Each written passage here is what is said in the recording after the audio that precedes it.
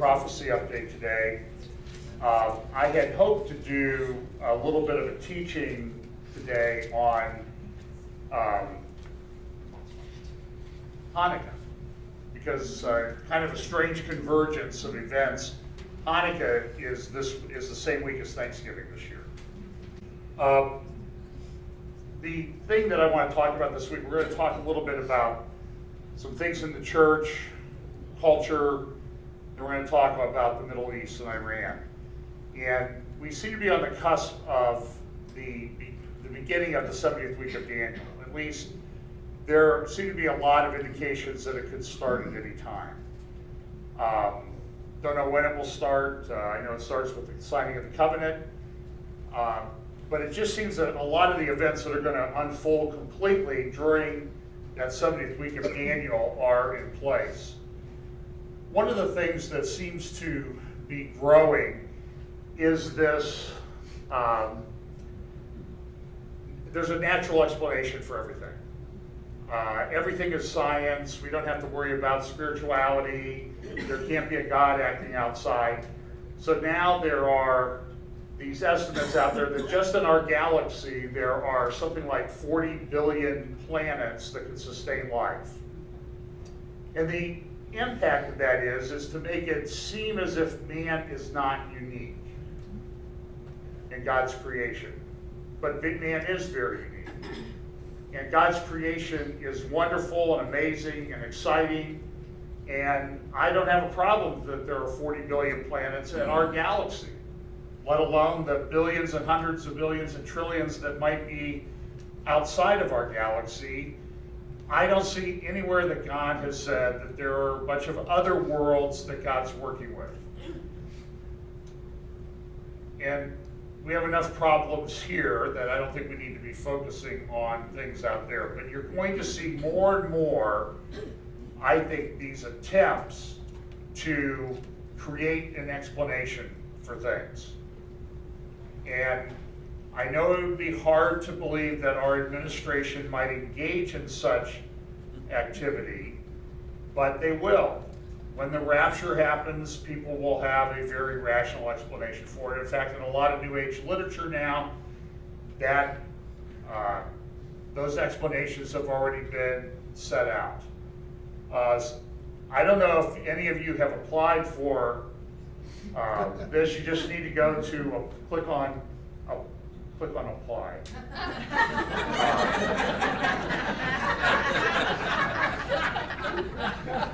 Okay, well, we're still working out some of the glitches there. There does seem to be some things that aren't out there. The administration is very, very upset that people are going around calling that this is a redistribution of wealth. And I'm sure there are going to be people on the TV shows today, if they're not talking about Iran, they're going to be talking about how wonderful Obamacare is, the Affordable Care Act. We're not allowed to call it Obamacare anymore. The Affordable Care Act, how wonderful that is for everybody. This is what a man named Jonathan Gruber.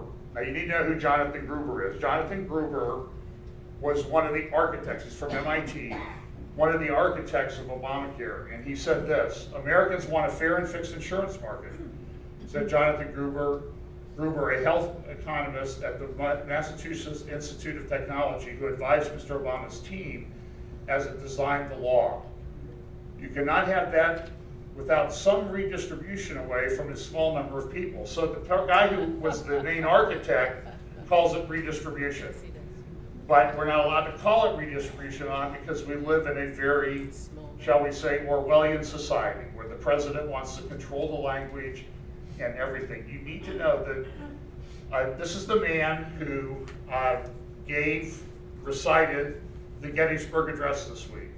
And just like he did with the Declaration of Independence, where he omitted the creator when he talked about it, you can find the video, he omitted under God from Abraham Lincoln's Gettysburg Address.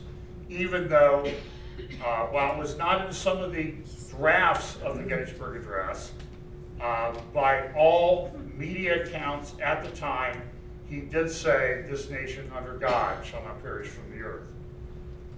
So our president has a much different agenda, and I don't do it to run down the president, but you need to understand that one explanation that a man that I listen to on Radio Some, Dennis Prager, says is that the leading religion and fastest growing religion in the world today is leftism.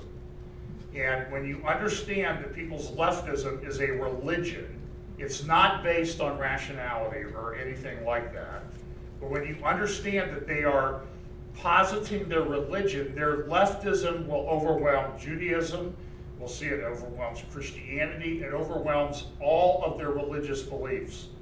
And mark my words, it is a religion. For example, Social Security. Now we're all, this is, in case you can't see, this is what we would call a tower of cards. And that's representing Social Security. There's a report out this week by a group called the Urban Institute. Now, we all should be aware that there is coming, at least for those of us who are at or near the time where we want to start collecting Social Security, there is coming an intergenerational conflict. And what people believe is, well, I'm just getting back what I paid in, or what was invested when I was paid in. You need to know that this, I've represented people who have been accused of running a Ponzi scheme. So I know what a Ponzi scheme is, okay? Social Security is a Ponzi scheme. If you did it in the private sector, you would go to jail. They've done it. It's been going on, I'm sorry, whether you like it or not, it's the way it is. Look at this chart. This is to just look at a two-earner couple where, you know, the average wage for, say, one of the people in the marriage is $44,600 a year.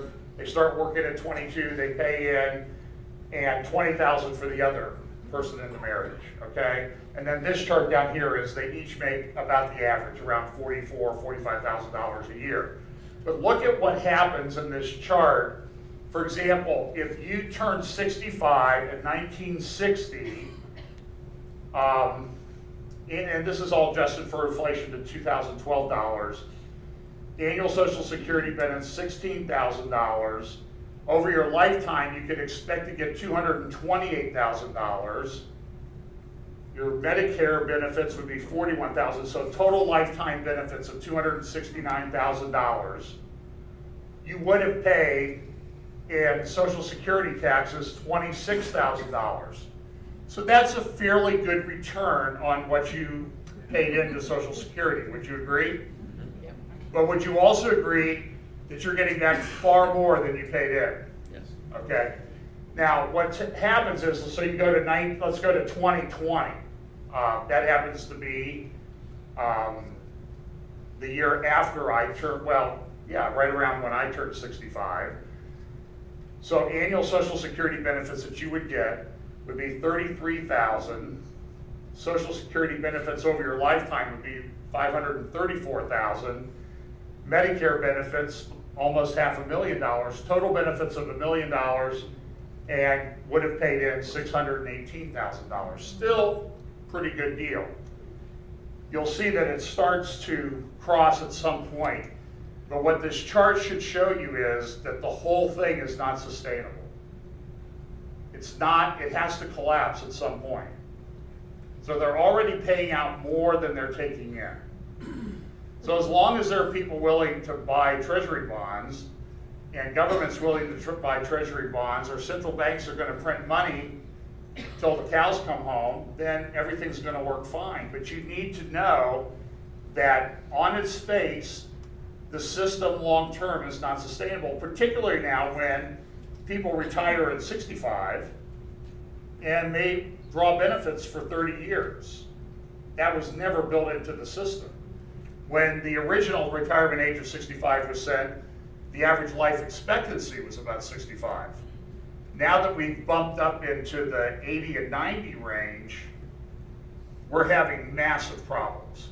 In fact, I talked to Jacob Prasch for a couple hours the other night, and that was one of the things we talked about was that we're outliving sort of the biblical period, the biblically prescribed period that seemed to have been set down in Scripture, 70, 80 years, and that's going to cause massive economic problems, taking care of old people. Don't want to get rid of you, okay, that's not what I'm saying, but I'm just saying is you need to understand that all of these things have an economic cost. Now, Harry Reid might say that Social Security is the most successful government program in the history of the world, and he can say that, and he says that with a straight face, and he is deluded, excuse me. Maybe he can be deleted as well. In this article at Zero Hedge that I read, today is already the tomorrow, which the bad economists yesterday urged us to ignore. The long-run consequences of some economic policies may become evident in a few months. Others may not become evident for several years.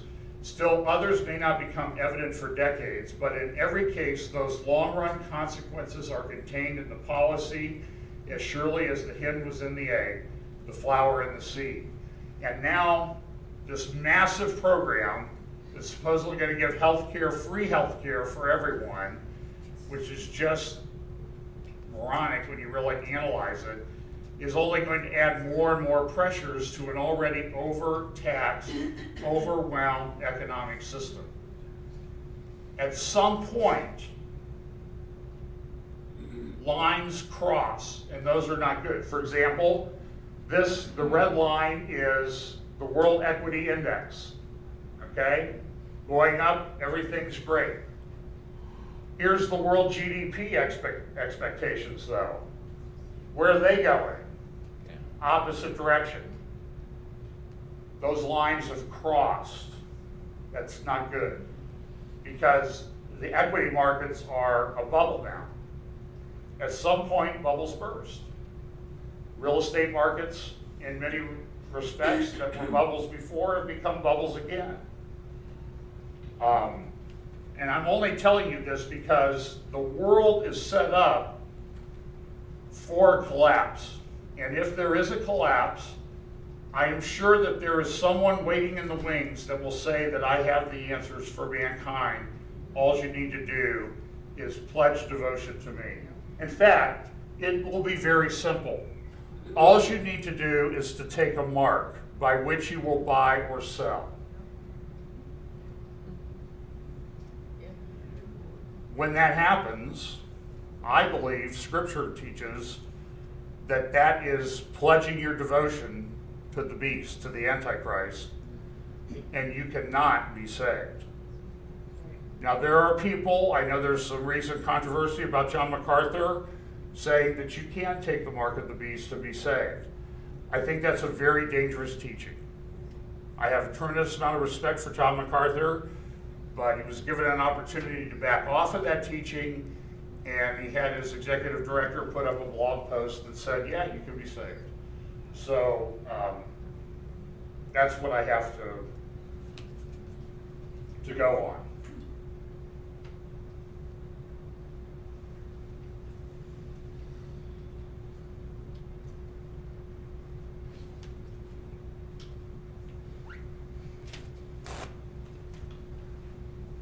In 2 Timothy, it says, I solemnly charge you in the presence of God and Jesus Christ, who is to judge the living and the dead, and by his appearing in his kingdom, preach the word. Be ready in season and out of season, reprove, rebuke, exhort with great patience and instruction. For the time will come when they will not endure sound doctrine, but wanting to have their ears tickled, they will accumulate for themselves teachers in accordance to their own desires, and will turn away their ears from the truth, and will turn aside to myths. But you, Timothy, be sober in all things, endure hardship, do the work of an evangelist, fulfill your ministry. And I want to thank Mike Dutzling and Steve Rigoli for sending me some things that I'm going to incorporate here today. In The Economist a week ago, there's some interesting articles, and I don't agree with much I read there, but it's a fairly mainstream publication, considered middle of the road, comes out of England, talking about, boy, we got a problem with the increasing inroads on a lack of privacy. It seems that everybody wants our information. Google Glass, they're talking about everybody having they're making eyewear so it looks innocuous. It's not as apparent. It doesn't look so geeky.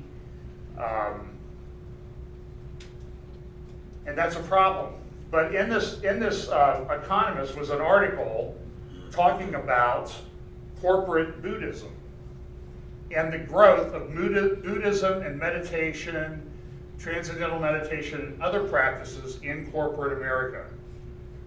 And the article says this: in his 1905 book, The Protestant Ethic and the Spirit of Capitalism, Max Weber credited the Protestant ethic with giving rise to capitalism. Now it sometimes seems as if it is the Buddhist ethic that is keeping capitalism going. The Protestants stressed rational calculation and self-restraint. The Buddhists stressed the importance of mindfulness, taking time from the hurly-burly of daily activities to relax and meditate. In today's corporate world, you are more likely to hear about mindfulness than self-restraint. Google offers an internal course called Search Inside Yourself that has proved so popular that the company has created entry-level positions, versions such as neural self-hacking and managing your energy. The search giant has also built a labyrinth for walking meditation. eBay has meditation rooms equipped with pillows and flowers. Twitter and Facebook are doing all they can to stay ahead of the mindfulness race. Evan Williams, one of Twitter's founders, has introduced regular meditation sessions in his new venture, The Obvious Corporation, a startup incubator and investment vehicle. And it goes on to talk about, in the article, a number of different people: Bill Gross of PIMCO, one of the leading bond investors in the world, Ray Dalio of Bridgewater Associates, introducing things like Zen, Ben and Jerry, Ice Cream doing the same thing. And so there is this pressure for this mysticism that's being used all through the business world. And maybe some of you have also been made or pressured or given offered opportunities to do that. Now, one of the people, and I bring this up because what's happened is there's been this transfer of this mysticism, and it's clear mysticism, nobody would disagree with that, from corporate America to the church. And one of the ways that came through was a guy named Peter Drucker. And here's Rick Warren at the Drucker Forum talking about Peter Drucker.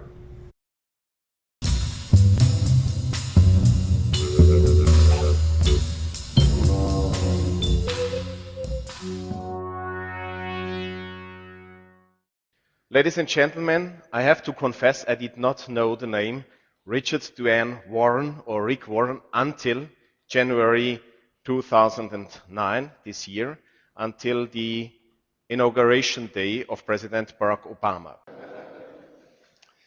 On behalf of Doris, Catherine, Cicely, the Drucker family, thank you. Thank you for coming to honor this man. On behalf of the Drucker School, the Drucker Institute, the Drucker Society, thank you. Thank you for coming to honor this man. Over the next couple days, we're going to look at the principles of Peter Drucker. And you, like I, could probably quote 200-300 Drucker proverbs, Druckerisms. I'm often embarrassed how many times I quote Peter Drucker, because he had a way of saying things so simply and so succinctly, you couldn't say it any better than the way he said it.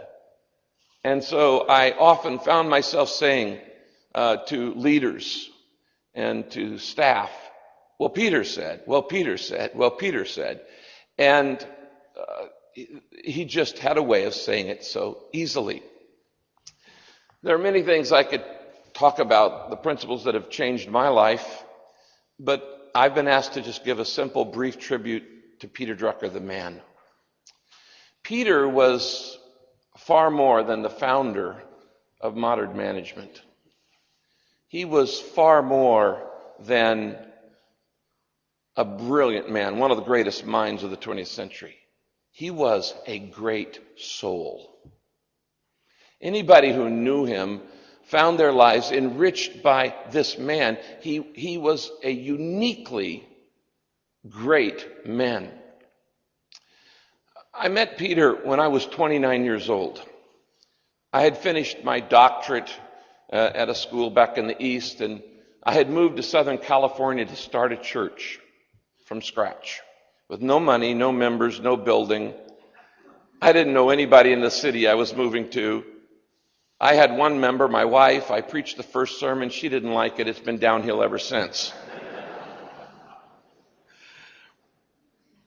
A few years later, I met Peter, and he became not just a teacher, a mentor, a friend. And over the years, the Saddleback grew from my wife and I to now well over 100,000 names on a 120-acre campus with a network of over 400,000 churches in 162 countries. Now, the reason that Rick Warren went to him was because Rick Warren wanted to know what principles Peter Drucker was applying. And Peter Drucker was into Zen Buddhism. He was into a lot of things. And there's been a lot of controversy about, was Peter Drucker a question? So to answer that question, the place to go would be to Peter Drucker himself. 2001 interview that he gave to Claremont University. The born-again Christian now. I've been going to church, and I've been tithing all my life, but I do not claim to be. And the best thing I wrote was an essay on a great religious thinker. I said, if you read one thing of mine, read my essay on Kierkegaard. The best, what? I have. The best thing I ever wrote. Easy. So Drucker never claimed to be a Christian, even though the people that he influenced, he said this in his book, Knowledge and Power, Landmarks of Tomorrow, written in 1959. Knowledge and power have been problems of man since the Garden of Eden. Now they are the center of his existence. The solution to them which the New Age finds will, in the last analysis, determine its character and meaning. If it fails to solve them, it will not only be a dark age without starts, even to light of the night. It may well be the last age of man, and conquest of space will not alter this. If, however, the New Age succeeds in solving these problems, it could become one of the greatest errors of man. That's on page 268 of that, one of the editions of that book. Well, Peter was very influential with a group called Leadership Network. Leadership Network was founded by Bob Buford. It then sought out other people to influence and bring in using religious institutions to bring about this perfect society, one of which was Willow Creek Church, then Saddleback Church, Rick Warren, and of course the whole purpose-driven thing. And Leadership Network eventually gave birth to the Emergent Church. That's Nadia Bolz-Weber, a Lutheran pastor in Denver, Colorado. She's a clear emergent. And this is what, in an article that Mike sent me, it says this. Here is one example of how Warrenism redefines Christianity: vision casting. According to Warren's theory, a senior pastor who is obeying God will, if he searches for it, will receive his own private revelation from God of exactly how his church ought to conduct its business in order to appeal to the unchurched in the local area. This alleged revelation is the vision, and the pastor seeking to induce God to favor him with the revelation in casting this vision. Now, he updated this article and he said this: my mistake, vision casting is the leader pitching his vision to his subordinates in order to assemble a team that will implement his vision. Once the vision has been revealed, the elders and other members of the congregation have, according to Warren, a godly duty to support the pastor's vision, even to the point of expelling troublemakers who question the imposition of a new regime. Warren's new system includes detailed,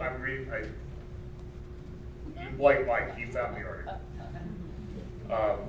Warren's new system, there's actually a video out there called Church of Tares that you can find out a lot about this out. You can also read Paul Smith's book, The New Evangelicalism, The New World Order, if you want to learn about this.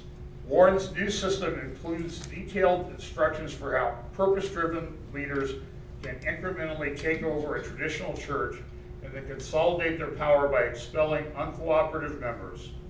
Warrenism is the liberalism and explicitly revolutionary doctrine that is usually and dishonestly presented as nothing more than making reasonable accommodation to modern times.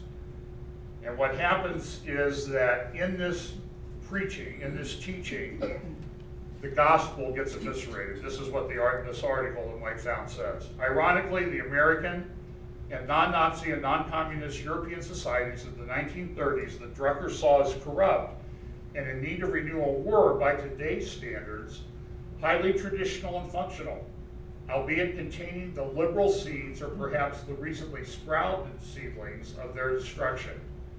The purpose-driven movement that Drucker created has not only done nothing of fundamental importance to renew society, it has made the rate of corruption worse by helping to hollow out the Western Church, the only organization whose charter is to teach openly and comprehensively the true principles upon which man must base his life and the organization of a society. Now look, we live in a time when the world seems to be falling apart. In Matthew chapter 24, Jesus told in the time leading up to his coming, lawlessness would increase. People's love will grow cold. So while the church, a large chunk of the church says we're going to create a utopian society, and we're going to institute these man-made ideas to do it, and we're really not going to teach the Bible, we're really not going to teach sin and repentance and all of that stuff because, well, the cross is pretty offensive, and hell is an offensive message too. So we really need to avoid that. Okay, we need to avoid that. I saw an article this week. We all know Rob Bell. Rob Bell wrote a book called Love's Win, where he denies the existence of hell, or that everybody, if it does exist, everybody's going to get out of there eventually because God is love. Love wins. God would never punish someone for eternity. The new pastor, Kent Dobson, at the Mars Hill Church, Rob Bell has moved on to other things, like giving Oprah interviews.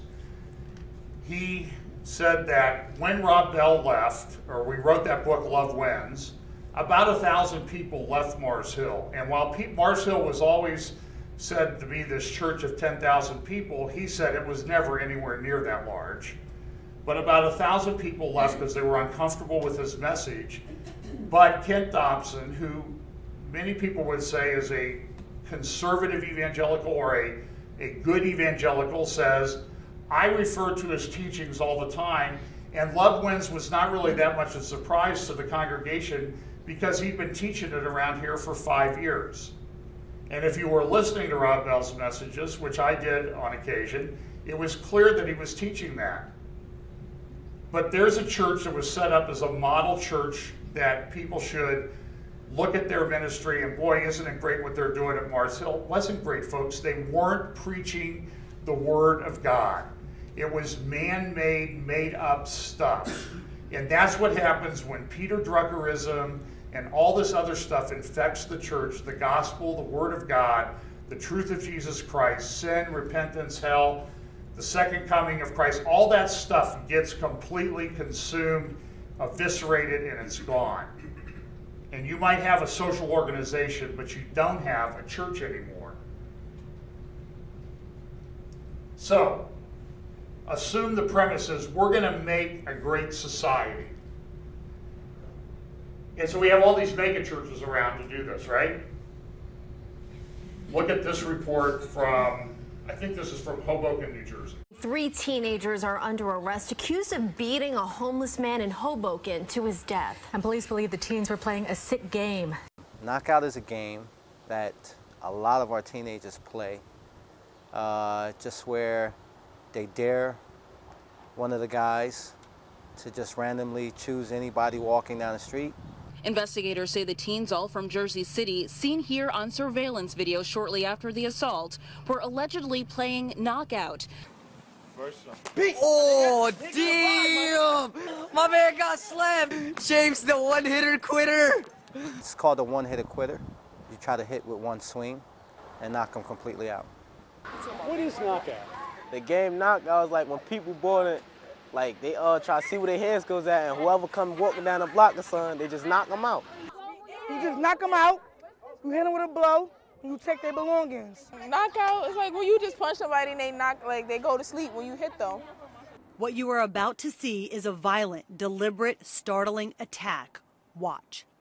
Lying with his face on the curb on Tito Way is 50-year-old Kappa teacher James Adelsberger. Walking away from the attack, seeming to joke and celebrate, are 5 teenagers. What's the point? Like, for the fun of it, like for little kids to run around, hit people, and knock them out. Even though they shouldn't be doing it, but people do it. You can see the teacher was walking, briefcase in hand, and with no fear as he moves toward the group of boys. Watch as one of them crosses in front of the others and violently attacks Adelsberger. He falls to the ground, slamming his head on the curb, unable to even use his hands to catch his fall. And they hit them. Yeah. Why? Because they think it's funny. They think it's funny, like... They think it's amusing. That's what they think. It's just more like picking a target that is alone, defenseless. They just go, boom, when it's the right time and the right place. It's not anger, it's... Nah. It's just something when people born like. It just sounds like you just can't be around the wrong crowd, because the wrong crowd, they'll gas them up to do it. They just want to see if you got enough strength to knock somebody out. It could be anybody. It could be a mother with her children. It could be a guy. I know one time they got the UPS guy. Well, what's the point? I mean, really, is it just a macho thing of kids? It's a macho thing. Last week I told you about a movie called Noah. I've since read some. Don't waste your money on it, okay? The trailer is much better than the movie. You can go to Answers in Genesis and find out what Kim Hansen is about. But remember, in the day of Noah, what was one of the characteristics of Noah, the days of Noah? Evil and violence filling the earth. Are we there where they don't even rob the people? There have been at least 3, maybe 4 or more people killed in these attacks. It started, they believe, in the Crown Heights section of Brooklyn, which is about half black, half Orthodox Jew. And the game originally was called Knock Out a Jew. So, I don't know. Okay, Middle East and other updates. Jesus in Matthew 24, also laying out what's going to be happening in the end time, said, and Jesus answered and said to them, the disciples had some questions, see to it that no one misleads you, for many will come in my name saying, I am the Christ, and will mislead many. You will be hearing of wars and rumors of wars. See that you are not frightened, for those things must take place, but that is not yet the end.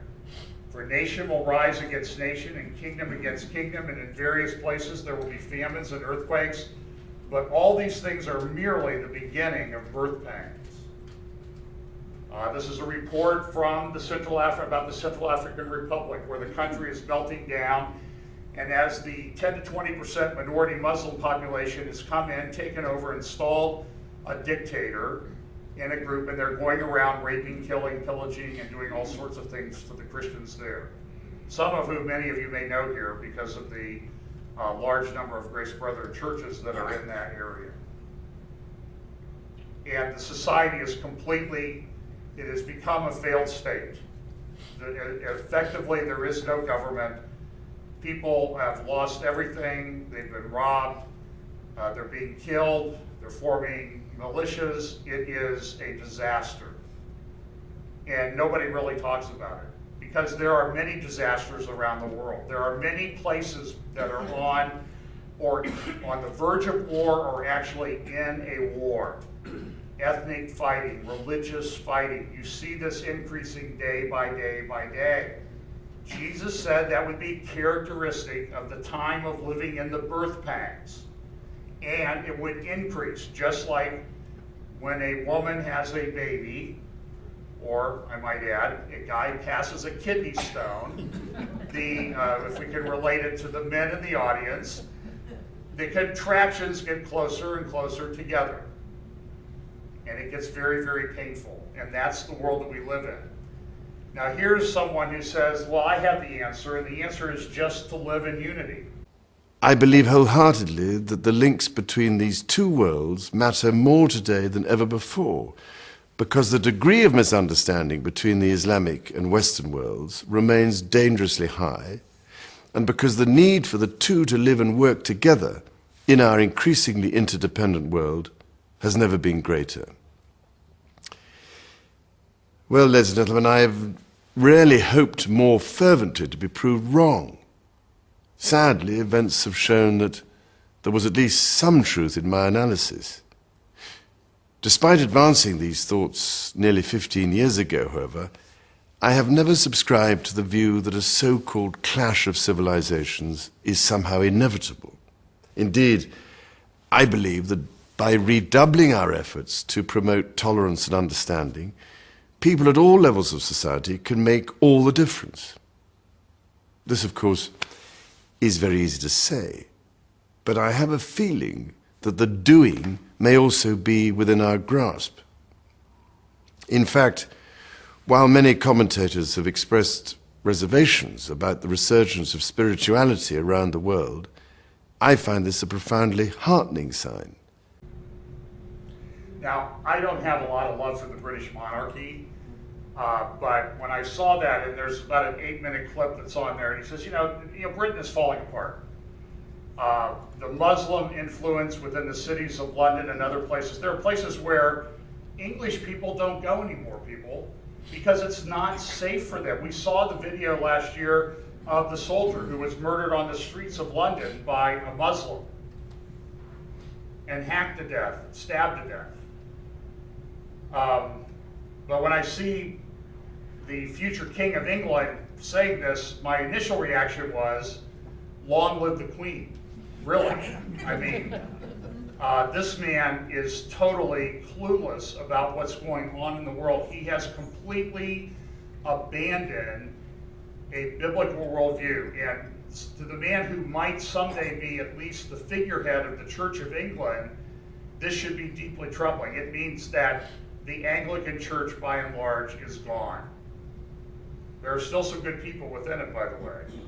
But we have a president who seems to be intent on doing things. You need to go read this article, Politico, about all the generals that Obama is firing in our military to reshape the military, which has always been sort of a bastion of good-thinking conservative people.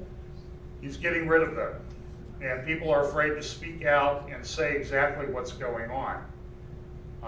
Obama will say, oh, well, Obamacare is supposed to be effective January 1, I'm going to extend it.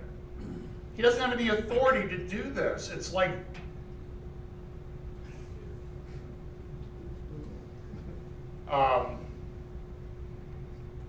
he's acting like a dictator, people. I don't know how else to say it. But you need to understand, and don't look at it from a political perspective or the short little thing about Republican versus Democratic divide in the United States. Look at it from a prophetic standpoint, where in what has always considered to be the freest country on the planet, at least for the last 200 plus years, a man comes to power and takes over and does things without regard to the rule of law. That ought to, if you're thinking, oh, Haller's crazy about talking about the end times, you ought to, it's like, that's a wake-up call. It's happening right here in our own country, this type of thing. So let's look at this whole thing with Iran. I have a number of clips to play you because I think it's very interesting to see. We know that 70th week, a large part of what's going to be going on in that 70th week is God dealing with the nation of Israel. Israel's critically important. We need to understand that Israel is important to the end times. And the rebirth of Israel is incredibly important. That sort of kicked off the end times, and then retaking and unifying the city of Jerusalem. So I'm going to play you some clips. This will probably go, well, I'm going to interrupt them. The full clips will be put in the YouTube version so you can look at that. But I want you to kind of grasp the different competing interests and see who has the most reasonable politicians in the world. Okay, first clip from Benjamin Netanyahu at the General Assembly of the Jewish Federations in Jerusalem about a week ago. For decades, we have been struggling mightily against a regime that calls for our destruction. And it pursues nuclear weapons in order to achieve our destruction. Others' destruction too, but first ours. It is a vital interest for other countries, the United States, the Europeans, many others, the Arabs, in my opinion, the Chinese and the Russians as well. But for us, it's a matter of our existence.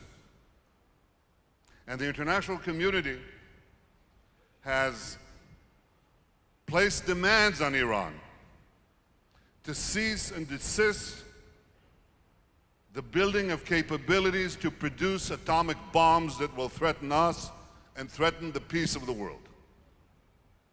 They put together a sanctions regime that has brought Iran to its knees, crippling sanctions. The purpose of those sanctions was to get Iran to dismantle its nuclear enrichment capabilities, which are used for atomic bombs, and its heavy water plutonium reactor, which is used for atomic bombs. This is what the sanctions are for. They're not for preventing civilian nuclear energy or medical isotopes. I suppose Iran is building those ICBMs in order to launch medical isotopes to the Iranian patients orbiting the Earth. It is to prevent fissile material. That's the material that you put inside an atomic bomb. That's what those sanctions were about. To dismantle the centrifuge installations, underground military installations, centrifuge halls, and the plutonium reactor. Now there's a deal. Why the Iranians came to deal is obvious. Because the sanctions are biting their economy, crippling that regime. So they came to the table, because they have to. And what is being offered now, and I'm continuously updated in detail. I know whereof I speak. What is being proposed now is a deal in which Iran retains all of that capacity. Not one centrifuge is dismantled, not one.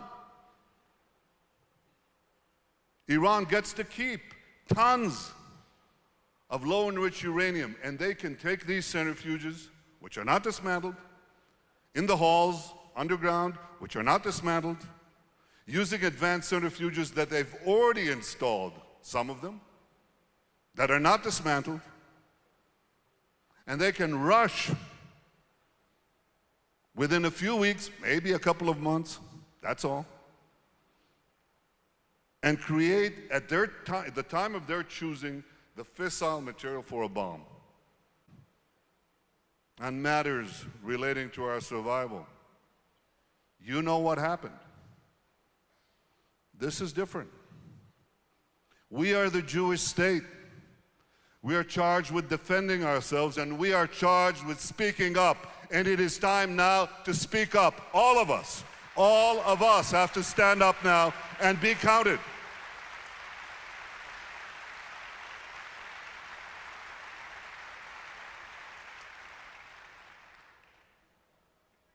I can think of nothing that is as important and as crucial. We shall continue to work with the rest of the world, and it's good that we have now a few days, because this is not only in the interest of Israel, this is in the interest of the entire world. Yes, we speak up, but I think there are other nations in this region, and perhaps beyond, who can now unite and say, we do not want a nuclear Iran, and we stand together to make sure that Iran dismantles its enrichment capacities, its heavy water plutonium reactor, all the things that they need to make nuclear weapons.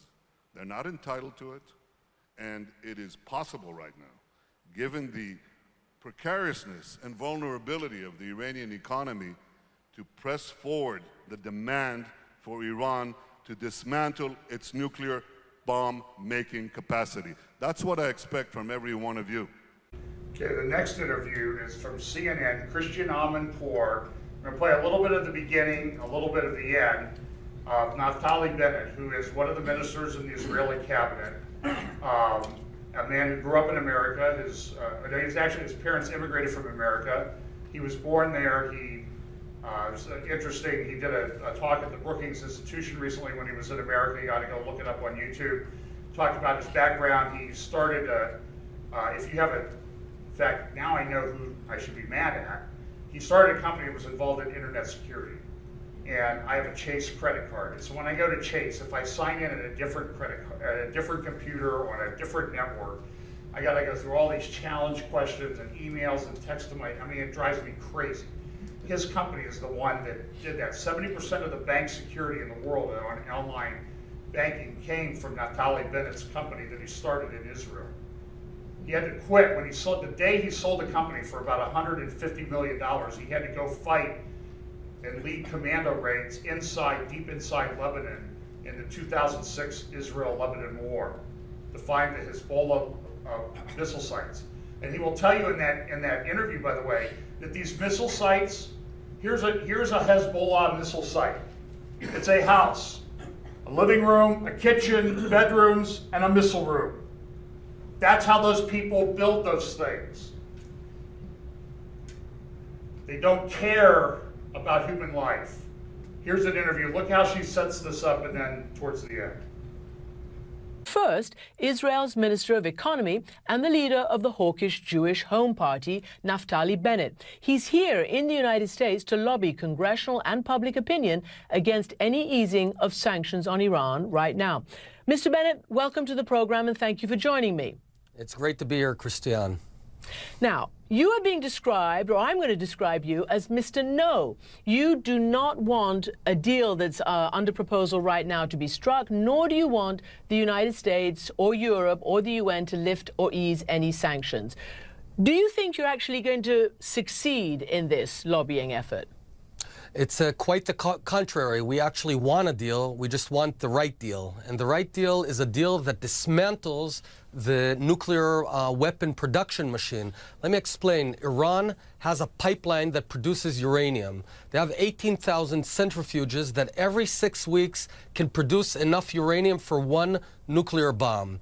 Their plan is not to break out today with a bomb. They don't want a bomb now because the whole world's looking at them and they don't need those economic sanctions.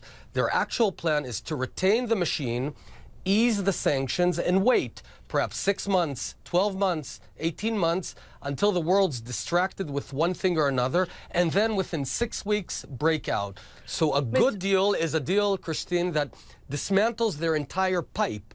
A bad deal is one that just turns off the faucet temporarily, but leaves that machine in their hands, and then we know for sure that at a later date they'll break out. Mm-hmm. Do you think that Secretary Kerry is an honest broker? And are you prepared, as it looks like Prime Minister Netanyahu is, really sort of moving the fight against the Obama administration to a very stressed out degree? Really creating a fight with your strongest ally?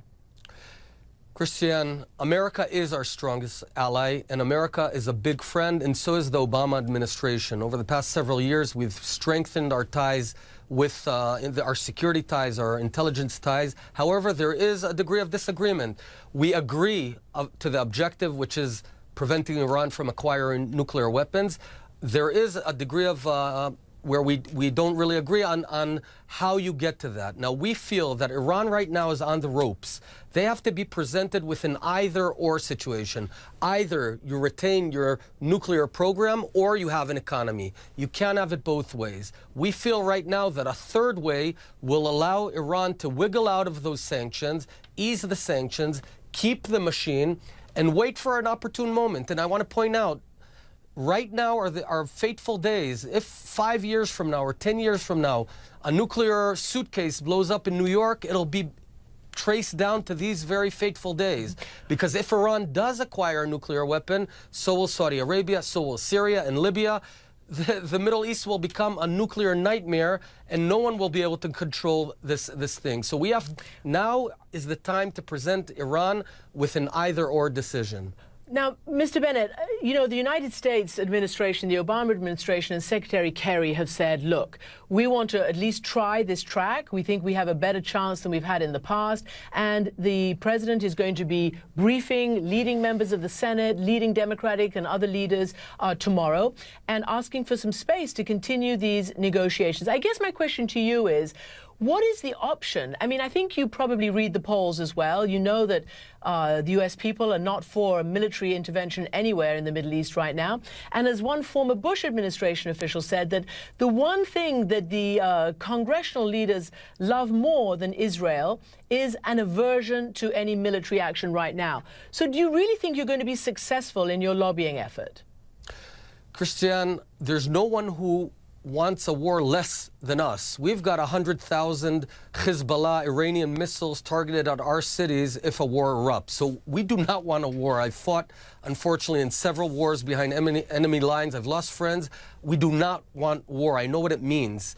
However, it's one of those cases where a bad deal will lead to a war, and a good deal will actually prevent war.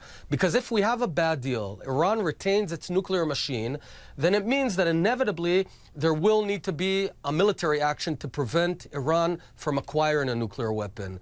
And, you know, we're talking about... Are you saying that Israel is prepared to go it alone, as the former National Security Advisor said? Look, Israel in the past, when faced with a rogue nation acquiring a nuclear weapon in 1981, we attacked Iraq, the Osirak nuclear core, and we destroyed it. Without doing that, Saddam Hussein would have become a nuclear power. And in 2007, Israel allegedly attacked Bashar al-Assad's nuclear core.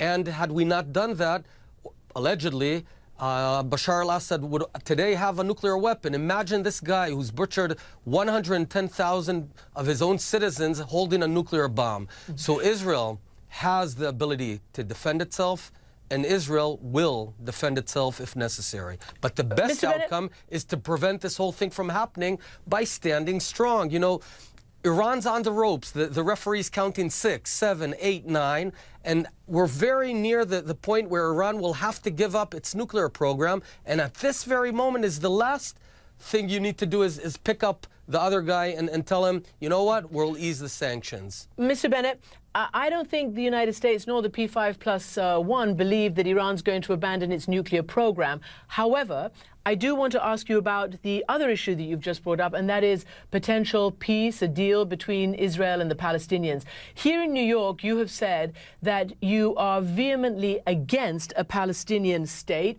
and previously you've said that you don't believe there ever will be one. Do you really believe that? I mean, you're part of a government that is committed to negotiating such a thing. Well, I think that what we need to do with the Palestinians, and because we are neighbors, is build it bottom up. We need to invest in the economy. We need to invest in more joint businesses. The situation on ground is very positive. I think trying to enforce artificial state in the heart of Israel, in Jerusalem, is a grave mistake. And just consider one point. Right now, Abu Mazen only represents about 40% of the Palestinians. There's a whole nother terror state in Gaza belonging to the Hamas. Let's assume what won't happen, that we sign a deal with Abu Mazen. Do the 1.5 million Arabs in Gaza also have to comply? Who says? They say that no deal would be enforced on them.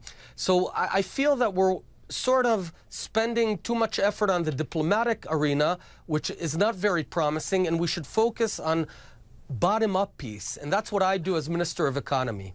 You have lashed out against the Israeli negotiator Zipi Livni, and again you have said that you don't ever think a peace deal will happen. But I wonder whether you think it was wise of your colleague, the housing minister, to announce this massive new building in the occupied West Bank. Even the Prime Minister didn't know about it and was pretty angry about it. Well, first of all, Christiane, you talk about occupied. I just want to point out one thing. No, let me just ask the question, please. No, but since you say the term occupied, I have to point out, I'm holding a coin it's an here international from term. Jerusalem. It's an international term, in Hebrew, Mr. Bennett. I know, and I don't accept it, because this coin, which says in Hebrew, freedom of Zion, was used by Jews 2,000 years ago in the state of Israel in what you call occupied. One cannot occupy his own home. Now, to your question, you know, Israel, beyond the Green Line, there's 700,000 Israelis. There's vast cities, and they need to live. And we've always said that we will continue to serve this population. However, the building of communities there is not a hindrance to peace. You know, only 7% of the entire West Bank or Judea and Samaria is built today. 93% is open, so no one's stopping peace. If the Palestinians want peace, they have to do one simple thing: recognize Israel as the Jewish homeland. That's all. But if they don't do that, if they don't recognize Israel as the Jewish homeland, they can't expect peace. Naftali Bennett, thank you for joining me. Thank you very much, Christiane. Okay. Who would you rather have as your president? Honestly, really? I mean, I like the way he says. This is a report. This shows how the mainstream media. This is a report about a Israeli soldier who was stabbed on a bus in Jerusalem a little over a week ago. And then here's this picture of this crying mother. Attack on Israeli worsens tensions with Palestinians. You see that? It was in the New York Times about a week ago. But whose mother? Here's what it says down here. Relatives of a Palestinian accused of stabbing an Israeli soldier visited his mother, Silwa Gawardeh, at her West Bank home. No picture of the man who was murdered, stabbed to death on a bus in Jerusalem, or in the what they call the West Bank, but her mother, to engender sympathy for, I guess, having raised a monster like that would stab a man in cold blood just for being a Jew. I'm going to skip. I will put some additional videos on the internet. I'm going to play Benjamin Netanyahu talking to a group at the Knesset. There's a lot of controversy in Israel about who's right. A lot of people hate Benjamin Netanyahu. Here was his talk to a group of people who were in Jerusalem for the General Assembly. Here it is. Look at what's behind me. You see this magnificent mural of Chagall, and you see Abraham over there? That's the blue figure with Isaac. Then this big fellow here, you know him? You know him? Yeah. Moshe. And that's King David. This is our beginnings, almost 4,000 years ago. And shortly thereafter, the tremendous contribution of Moses to human thought, and especially human morality, which was unheard of in those days of mass slave empires. There were no laws, really. I mean, there was no moral code. This was such a revolution, it just went like a lightning bolt through the nations and through history. It's a particular code for us, but it's a universal code that we gave mankind, and without it there would be no morality in the world. But we also have the needs of our own survival, and King David epitomizes the idea of Jewish sovereignty and our capacity to take charge of our own destinies in our own land. So we had a tremendous history. And while not all the nations and not all the leaders know its details in this ahistorical age, I always say that in the age of modernity and the spread of the internet, there's a paradox, because you're lucky if people's historical memory goes back to breakfast. But ours goes back. And he's right. And he goes on to talk about a little bit about Jewish history. You can again watch the full video on YouTube. Here is his conclusion, though, talking about some Chinese students that came, asked him some questions. What's your role as Prime Minister? And a very telling answer that he gave. This is about a week ago in Jerusalem. What is your role as the Prime Minister of Israel? What is your main role? So I could have responded, what do you think is my main role? That's in our Talmudic traditions. But I fell back in a flash of recognition on my first visit to China, my first term as Prime Minister, and I met the leader of China then, Jiang Zemin, and I described to them the conversation I had with Jiang Zemin. He said to me, I admire the Jewish people. So I said, I admire the Chinese people. He said, you know, the Jews and the Chinese are the two of the most ancient peoples on earth. We go back 5,000 years, you go back 4,000 years. I said, that's true. And I said, there's a lot in common, but there's one small difference. He said, what is the difference? I said, how many Chinese are there? He said, oh, about 1.2 billion. I said, well, how many Jews are there in the world? He didn't know. I said, 12 million. There was a gasp in the room. This is a suburb of Beijing.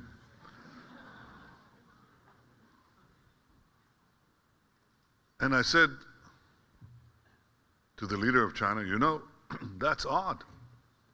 Because at the time of the Roman Empire, the Jews constituted 10% of the population of that great empire. So by just extrapolation and natural growth, we should have, well, we wouldn't have 1.2 billion, but we'd have about 250 million Jews today. He said, what happened? And I said, this is verbatim, I said, a lot of things happened. But they boil down to one main thing.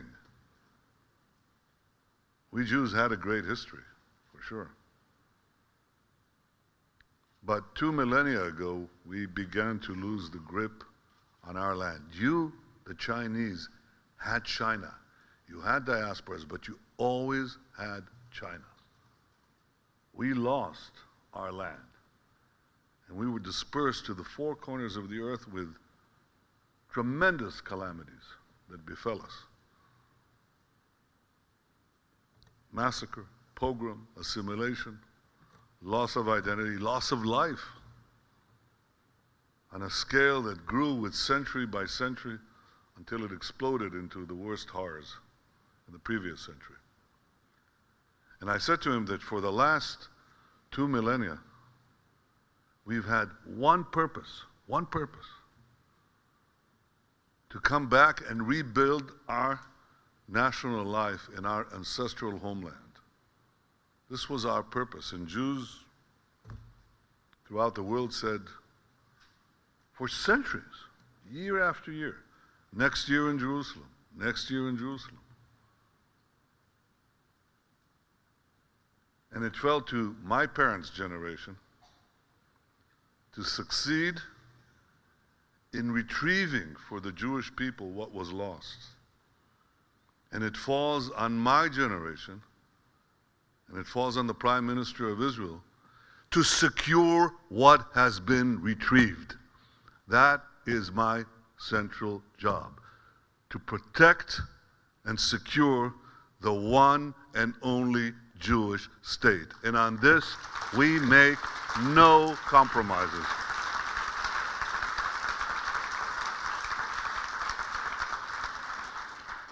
That's my job. Well, do you grasp the significance of this? I hope that now the Jews have been regathered in the land. God's program isn't done for the Jews or us, but God's getting ready, I believe, to wrap things up. And it seems that things are happening very quickly. But do not dismiss the prophetic, biblical significance of a Jewish prime minister in Jerusalem recounting the history of the Jewish people and saying, for centuries we said next year in Jerusalem, and they're there. There they are. And now the world seems to be designed to get rid of it. Bennett, who you saw, says this is a bad deal with Iran. The Ayatollah Khamenei tweeted this week that Israel is the unclean, sinister, unclean rabid dog of the region, inciting people. The world powers announced last night that there is an agreement with Iran. And Prime Minister Netanyahu. What was concluded in Geneva last night is not a historic agreement. It's a historic mistake. It's not made the world a safer place. Like the agreement with North Korea in 2005, this agreement has made the world a much more dangerous place. I know that many share the concern of Israel, especially in the region, and there's a reason for this. For years, the international community has demanded that Iran cease all uranium enrichment. Now, for the first time, the international community has formally consented that Iran continue its enrichment of uranium. And this is in direct contravention of UN Security Council resolutions. Iran is taking only cosmetic steps, which it could reverse easily within a few weeks. And in return, sanctions that took years to put in place are going to be eased. Iran is going to receive billions of dollars worth in sanctions relief. So the pressures on Iran are being lifted, they're being eased. And with the lifting of this pressure, this first step could very well be the last step. Without continued pressure, what incentive does the Iranian regime have to take serious steps that actually dismantle its nuclear weapons capability? Why would it dismantle the centrifuges and the plutonium reactor? None of this is covered in the agreement. They're left intact. So Israel is not bound by this agreement. We cannot and will not allow a regime that calls for the destruction of Israel to obtain the means to achieve this goal. We will not allow Iran to have a nuclear weapons capability. Israel has many friends and allies, but when they're mistaken, it's my obligation to speak out clearly and openly and say so.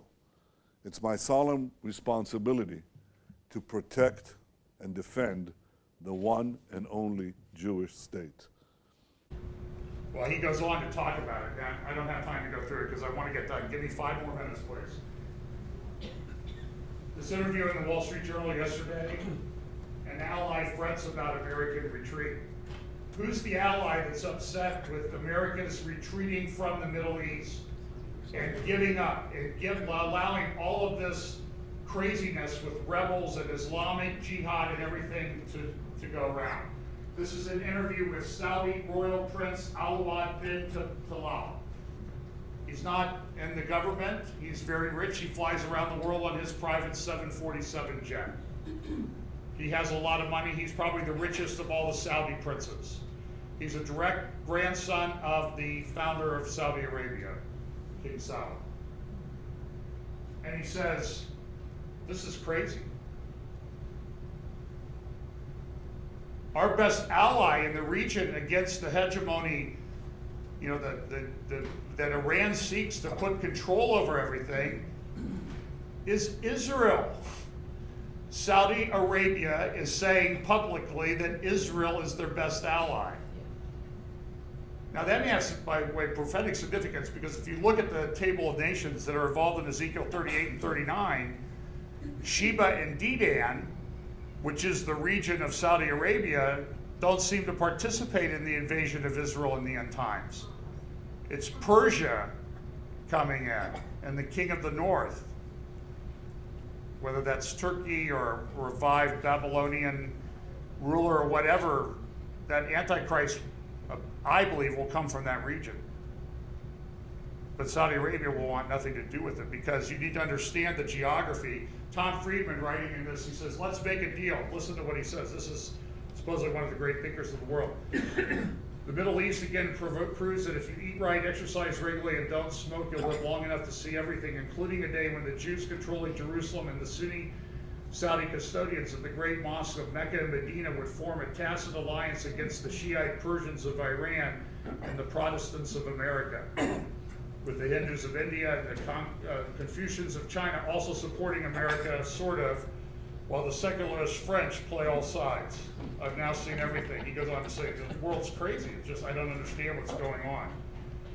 Look, we talked a little bit about geography last week, and the fact that Israel, if they give up this biblical heartland of Judea and Samaria, will be, they will have indefensible borders. Because, you know, there'll be rocket launchers, 100,000 rockets up in Lebanon now. Probably the largest collection of rockets in human history, all aimed at Israel, put in homes by Hezbollah.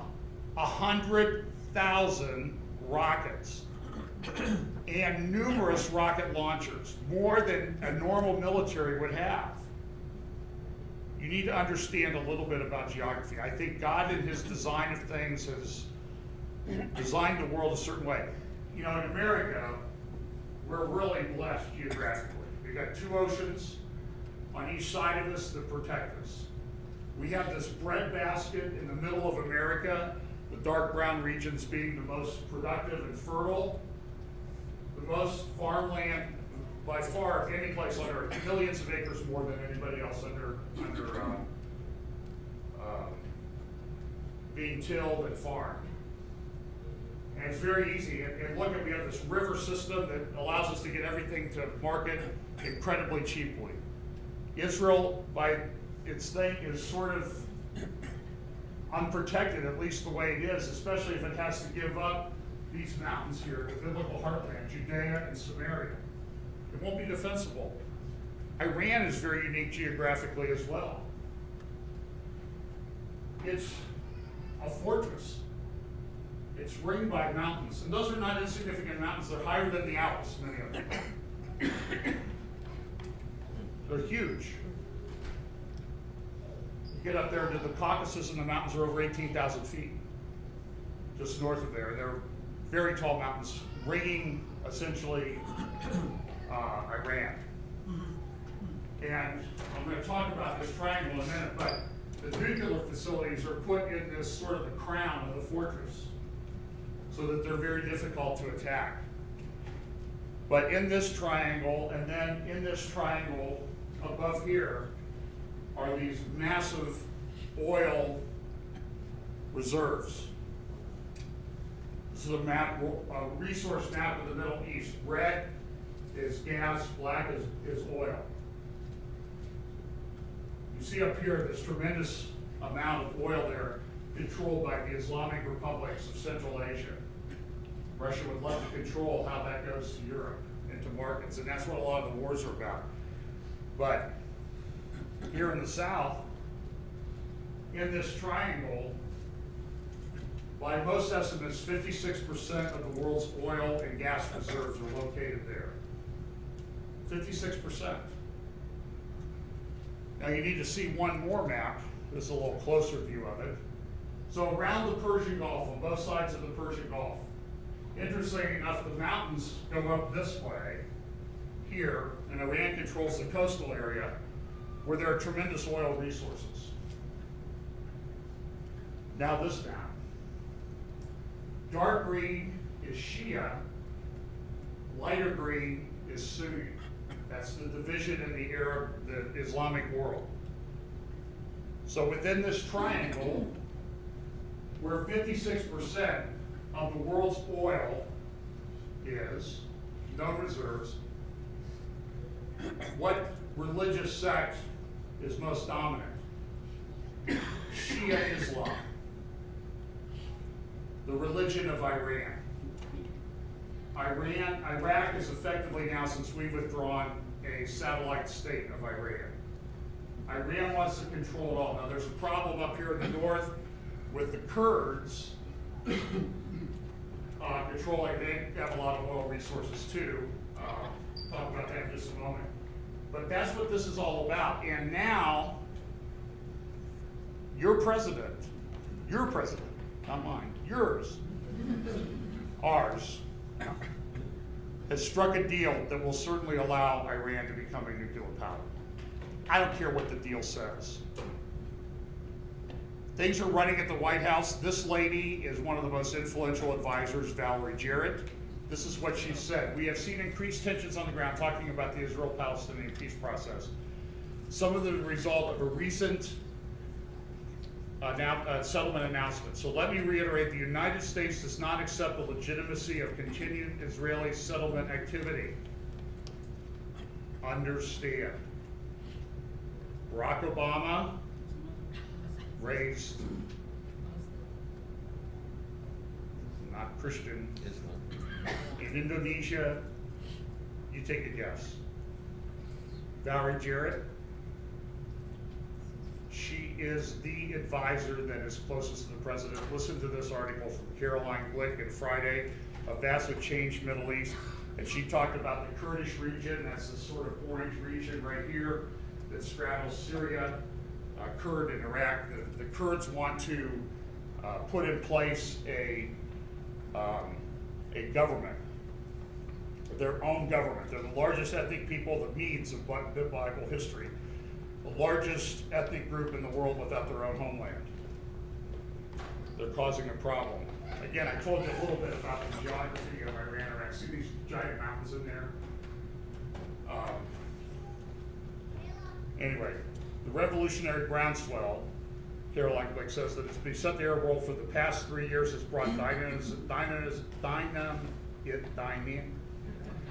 has brought uncertainty to a region that has known mainly stasis and status quo for the past 500 years. For 400 years, the Middle East was ruled by the Ottoman Turks. Anticipating the breakup of the Ottoman Empire during World War I, the British and the French quickly carved up the Ottoman possessions, dividing them up between themselves. What emerged from their actions were the national borders of the Arab states and Israel that have remained largely intact since 1922. But on Sunday night, and I did not know this is new information for me. I trust Caroline Glick implicitly to get it right, but on Sunday night, Channel 10 reported that far from an opportunistic bid to capitalize on a newfound moderation in Tehran, the graphic agreement was the result of months-long secret negotiations between Obama's consigliere, Valerie Jarrett, and Iranian negotiators. According to the report, which was denied by the White House, Jarrett, Obama's Iranian-born consigliere, conducted secret talks with the Iranian negotiators for the past several months. The draft agreement that betrayed U.S. allies throughout the Arab world and shattered Israeli and French confidence in the U.S. willingness to prevent Iran from acquiring nuclear weapons was presented to negotiators in Geneva as a fait accompli. The revelation of Jarrett's long-standing secret talks with the Iranians show that the Obama administration's decision to cut a deal with the mullahs was a well-thought-out long-term policy to use appeasement of the world's leading sponsor of terrorism as a means to enable the U.S. to withdraw from the Middle East. The fact that the deal in question would also pave the way for Iran to become a nuclear power and so imperil American national security was clearly less of a concern for Obama and his team than realizing their goal of withdrawing the U.S. from the Middle East. I've often said this here, the delusion in the end times, it operates on a cultural political, religious, and geopolitical scale. This is the geopolitical delusion that's driving our government. You would not think that this would ever happen. How could this ever happen? God judges people, gives them the leaders they deserve, and that sort of thing. And I think that's where we are. So, what do you take away from this? God's putting everything in place for his final plan to unfold. And when Jesus says, I'm coming quickly, when it starts to unfold, it will happen very quickly. Much more quickly than I think any of us could even imagine. So, when you see these things begin to happen, Luke says, look up, your redemption is drawing nigh. That's all I have.